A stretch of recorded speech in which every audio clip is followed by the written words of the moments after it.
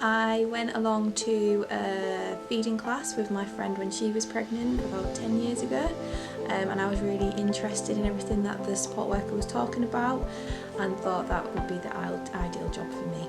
Some days I will be doing the GTT clinics, which is testing for diabetes in pregnancy. Some days I'll be doing the day 5 checks on the babies and doing the reweighs. Other days I'll be doing infant feeding support, and I also deliver the feeding classes. Came into the role because I was looked after by a wonderful maternity support worker when I had my second baby.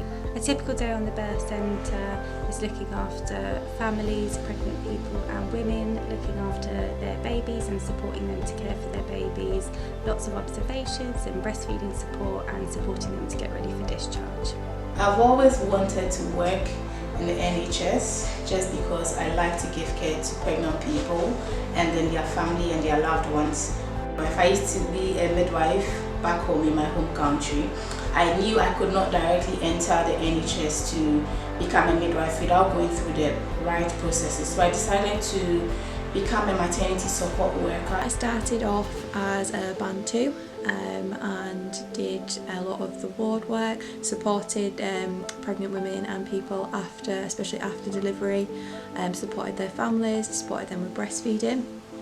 I then developed my knowledge on infant feeding, breastfeeding, and started working as a specialist in the infant feeding team for a few years, and then now I've moved out to community, and eventually I would like to do my training to become a registered midwife. So I started off as a maternity care assistant. I'm now a maternity support worker and work for the regional maternity team in the east of England. I would like to eventually become a registered midwife. So I started off as a band 2, I've worked my way up to a band 3 and I'm currently a band 4 and I'm happy where I am currently, supporting all of the support workers into their progression and development. Ask yourself if you're compassionate, if you're caring, if you are non-judgmental, if you're loving and if you're respectful and have the ability to work in a team. If once you ask yourself these questions and you tick the boxes, I think you are good to go. It's challenging and we work in a really high pressured environment, but it is a really, really rewarding job. It's great, the people that you work with, they become your second family. It is probably one of the best jobs in the world.